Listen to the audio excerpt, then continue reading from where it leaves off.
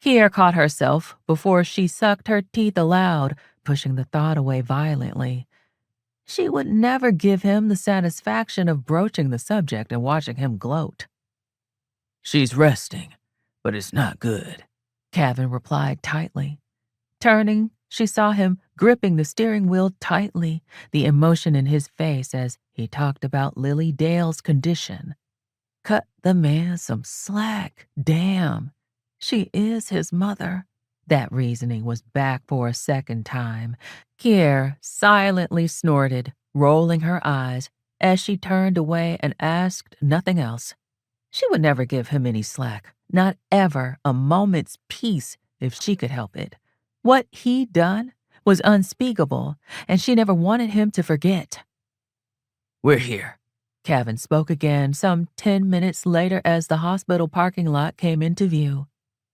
"She's weak, so try not to upset her," Cavan told his daughter, looking her in the eye. Kierre caught an immediate attitude. "I would never do anything to upset Granny," she fired back. "Unlike some of us," she added, climbing out of the truck and quickly stomping ahead of her father inside the hospital's entrance. Cavan took a deep breath, wanting to say something, but biting his tongue and instead following his willful daughter inside.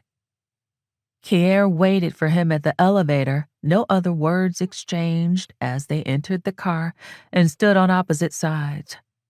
That's how it had been for as long as she could remember. They were always at odds. "You, too, are the most stubborn jackasses I know," Lily Dale was scolding Cavan one evening as Kierre eavesdropped. "I'm not stubborn," he fired back, careful not to be disrespectful. Lily Dale wasn't a big woman, but she was no joke either. "Yes, you are, and one of these days it's going to bite you in the butt, you and your little twin." Lily Dale fired as both Cavan, in her sight, and Kierre, outside her sight, sucked their teeth and rolled their eyes. The soft dinging of the elevator broke the thought, and she quickly wiped the small smile from her lips after finding her father studying her intently.